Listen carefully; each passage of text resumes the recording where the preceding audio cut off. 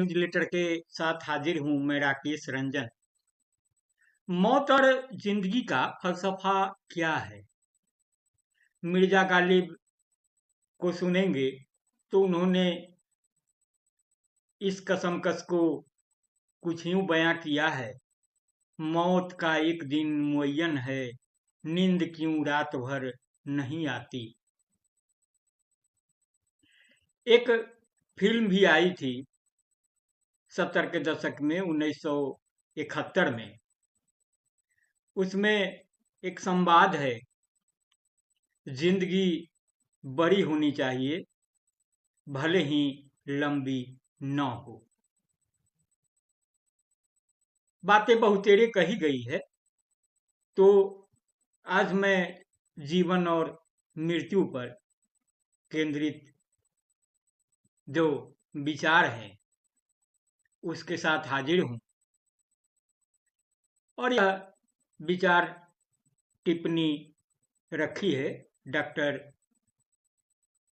राणा सिंह जी ने। राणा सिंह जी अंग्रेजी के सेवानिवृत्त प्रोफेसर हैं और झारखंड के देवघर में रहते हैं। वे खास तौर से अंग्रेजी की उन कविताओं का हिंदी में अनुवाद लेकर हाजिर होते हैं जिनकी बहुत सुगम तरीके से, सरल तरीके से अब तक अनुवाद नहीं हो पाया है। इसके साथ ही वे महत्वपूर्ण विषयों पर अपनी बातें करते हैं। तो राणा सिंह लिखते हैं कि जीवन अनिश्चितताओं का नाम है, कल क्या होगा कोई नहीं जानता। दार्शनिकों और विचारकों ने अपने अपने ढंग से इसमें दिशा और नित्यता खोजने का प्रयास किया है। फिल्म आनंद का यह संवाद किसने नहीं सुना होगा। बाबू मोशाय, जिंदगी और मौत ऊपर वाले के हाथ में है जनापना, जिसे ना आप बदल सकते हैं न मैं। हम सब तो रंगमंच की कठपुतलियां हैं, जिनकी डोर ऊपर वाले के उंगलियों। कब कौन कैसे उठेगा ये कोई नहीं बता सकता। उर्दू के महान शायर जौक ने कहा, लाई हयात आए कजा ले चली चले, अपनी खुशी ना आए न अपनी खुशी चले। मतलब, जिंदगी ने हमें बिना पूछे धरती पर ला रखा, फिर एक दिन मौत आई और बिना पूछे उठा ले गई, सॉरी उठा ले चली। न अपनी खुशी से आए न अपनी खुशी से विदा हुए। शेक्सपियर के नाटक हैमलेट का नायक कहता है, there is a special providence in the fall of sparrow, if it be now it is not to come, if it be not to come it will be now, if it be not now it will come, the all। मतलब, गुड़ैया भी जब मरकर गिरती है तो ईश्वर के ही खास विधान से। अगर मौत को आज ही आना है तो वह आज ही आएगी, कल नहीं। अगर उसे कल आना है तो वह कल आएगी, आज नहीं। और यदि आज नहीं आएगी तो एक न एक दिन तो आएगी ही। मौत का सामना करने के लिए हमेशा तैयार रहना ही असली चीज है।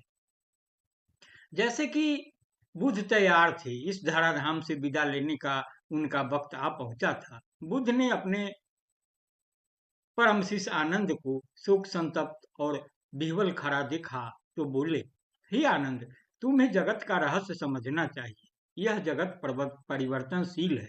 यहाँ जो भी जन्म लेता है अवश्य मरता है। इस लोक में कुछ भी स्वाधीन नहीं है, कोई भी प्राणी अमर नहीं है। यदि प्राणी अमर होते तो जीवन परिवर्तनशील नहीं होता, फिर मुक्ति का क्या महत्व होता।